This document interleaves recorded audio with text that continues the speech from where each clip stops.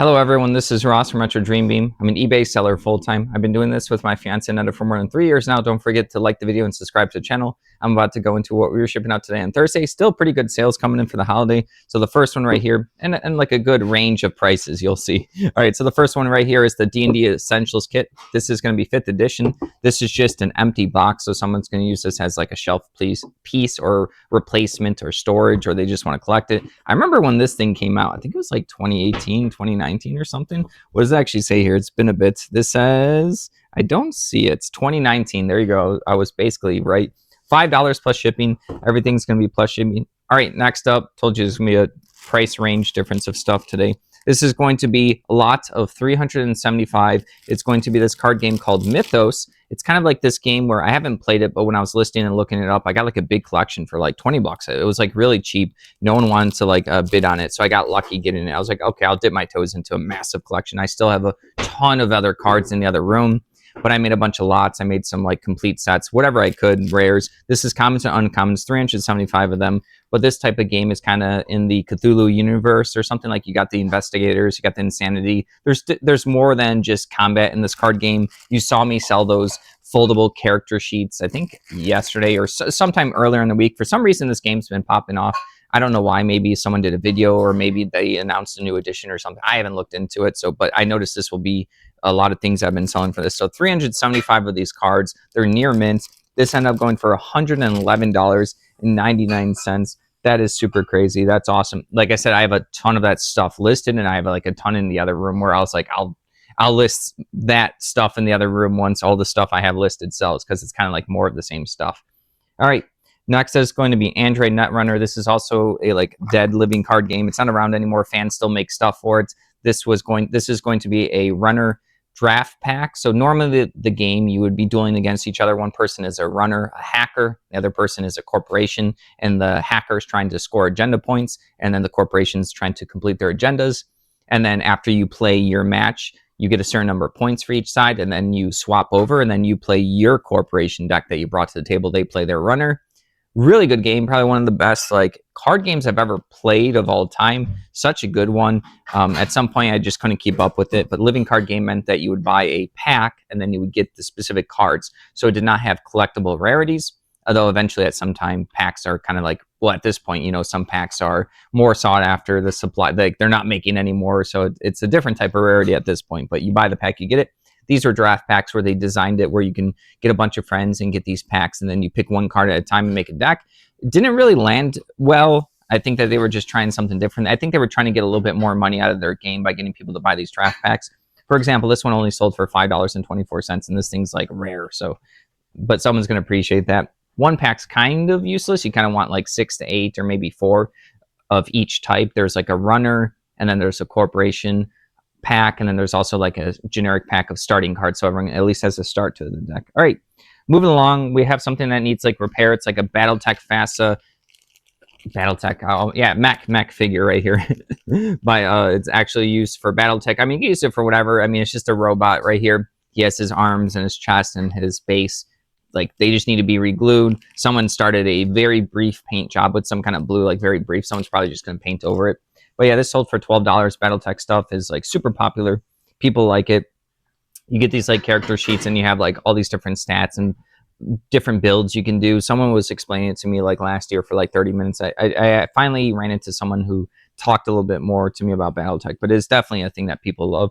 All right, next up is going to be this. These are board game promo tiles for Near and Far. Sorry, these are going to be a game by Red Raven Games, which is by Ryan Lockett. These are just little promo tiles. We've almost finished this particular game. We have a lot of their games. I think behind me we probably have a couple, like Sleeping Gods over there, and here's in Distant Skies, a different version of Sleeping Gods. Really cool game, this particular art style. These are promos. It's YouTubers. I think it's Rodney Smith, and then I forgot who, Pep. I don't know. Watch it play. There must be, or they both must be part of his overarching channel. He does pretty good videos for teaching people board games. I'll occasionally use the videos as well. I generally like to just read the rules, like just the rule book in front of me. But yeah, these are characters you can play in the Near and Far board game. $11.35. It's going to be this kind of competitive game where you go through different scenarios, and you can also play a campaign with it. You build up your character, you can like move, you have all these different actions you can do, and you kind of read a bunch of story. That's the main point, is the story is well written. All right. Next up is going to be more of those Mythos cards. These are just 105. These are going to be cards that would come in a starter deck. So like I said, I got this big collection of the Mythos cards. I realized going through it, I spent a good amount of time going through it when I got the collection like a year or two ago. Can't remember at this point, but I made sure to, or I figured out I had a bunch of these similar sets of 105 cards, and I realized that they were the starter set, like just a basic starter set you would open up. So I just made that as a lot, and then I made a note to myself to resell it whenever I sold one set. So I sold this set. I have 4 more, I think, at the storage unit. So I just did sell similar and sold it right there on the spot, or listed it right there on the spot. $13.12. All right. So like I said, 2 different buyers for the Mythos stuff, and someone bought something earlier in the week. Something's going on with the game, which is good because I have some stuff, bunch of stuff listed. All right.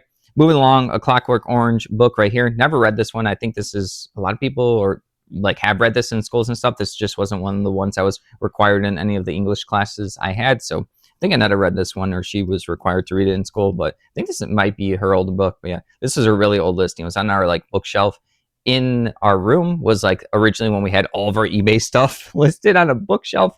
Eventually that bookshelf is actually at the storage unit. I need to actually like organize it because it still has like unlabeled stuff. So whenever we sell like an unlabeled book or DVD or some kind of paper ephemera, I'm like, oh, it's probably on the bookshelf, and I have to go digging. It's kind of a project I have to work on. I should have worked on it like many years ago. But yeah, $11.61 for this.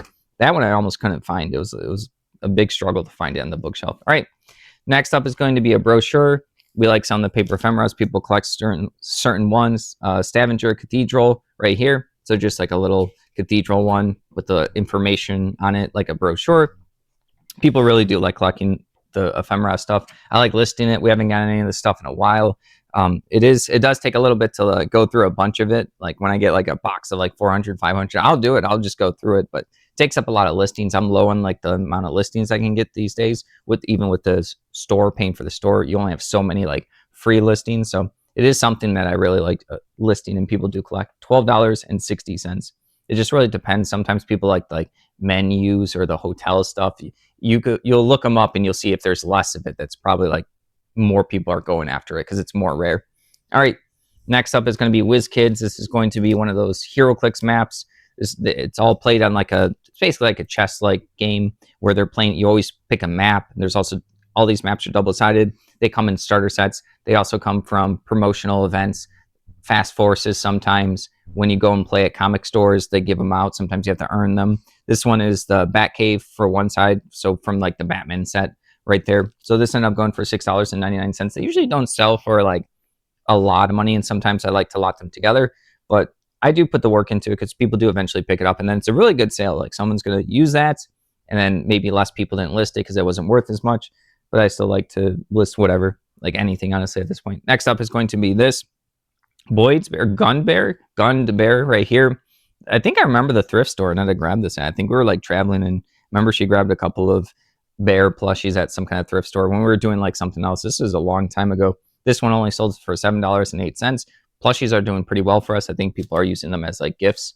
I just think like plushies are hot right now because we don't have that many listed, and we're still selling ours, if that makes sense. So if other people have been working on plushies for a long time, they're probably getting a good amount of sales right now. All right, moving along, we have this. This is going to be, I think it's is it Age of Sigmar? Yeah, Age of Sigmar Ogre Gluttons right here. It's like, these are actually complete on their sprues. It just doesn't have the box. All the bases, they're basically just ogres, and then all the little figures that you pop out of the sprues, you clean them up, and then you go ahead and paint them and use them in the game. $38 for that. Warhammer stuff, Age of Sigmar, Old War, all the Warhammer book. Like a lot of the stuff's just pretty good for Warhammer. People like it. All right. Next up is going to be this. We've sold this particular book so many times. Frostgrave hardcover book. This is like the older edition, but I think most people still like the older edition. I think the new edition came out relatively recently, but we have a bunch of this. So anytime this sells, I just resell and relist another copy. That even though, like I said, there's a new edition, we sell the old one more. And I ran into one person that plays this game. I was like, oh, why are people into this one and not the new edition? They just basically said that they already have all the rules and stuff. There's just like some updates in the new book, and they might as well they just kind of want to play their Frostgrave game.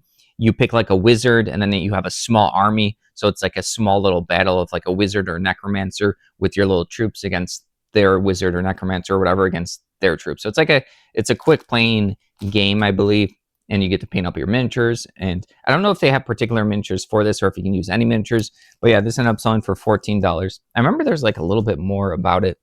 I don't know if it was like an offshoot of some kind of like Warhammer or something. They told me something else. I just can't remember right now. All right, moving along, we have Pathfinder, Citadel of Pain. This is going to be gaming paper. So you see me sell a lot of like different actual like maps or the posters or the foldouts. So there's also a type of using these maps as you have like a piece of paper and you like can write and draw on them, and they're meant to be disposable, which makes it cheaper, even though it's not reusable. But yeah, there are a lot of different gaming paper companies and stuff. I've seen this particular, it's literally called gaming paper at conventions a lot. That's where I see them sell a lot of their stuff.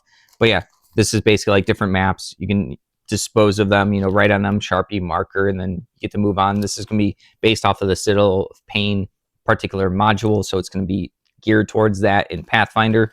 But yeah, this sold for $8.75. This is going to a repeat buyer. All right, moving on. This is one of those like interesting games I grabbed. Ideology, the War of Ideas. Just like some kind of like strategy game right here. I think it just uses like a bunch of cards and you have like this board here. Never played this particular one, but I remember picking up a lot of different random games when I see them for cheap. This is by Z-Man Games. They're pretty popular. They made the Pandemic game line, like the whole line, but they've done other stuff. I just can't think of it right now, but like I think that's why I picked this one up, because sometimes when people like a board game company, they will try to get all of their particular games, or they respect the designers within that company or publisher, and then they just want to explore it all and have a nice collection. $24.49. All right, moving along, we have Air, Land, and Sea. I completely forgot like what this game was about. It's been a bit since I saw a video at some point. This is going to be a little promo card, if I can find it. Oh yeah, here it is. Diplomacy promo card pack right here. So there's just extras for this particular game. Like I said, it's been too long since I looked up what this game was about. But yeah, these are going to be like a little extra pack of cards and stuff, a little mini expansion to add to the game. $7.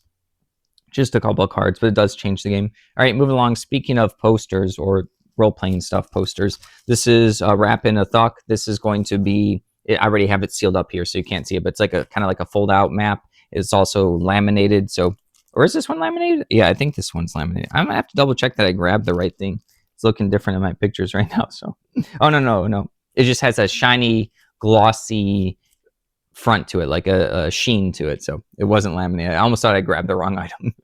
But yeah, this ended up selling for $6 to a repeat buyer. People like to pick up the RPG maps. You see me sell them all the time. And that's everything. Thank you for watching. Don't forget to like the video and subscribe to the channel. If you'd like to help support us, take a look at our links down below. Have a good one.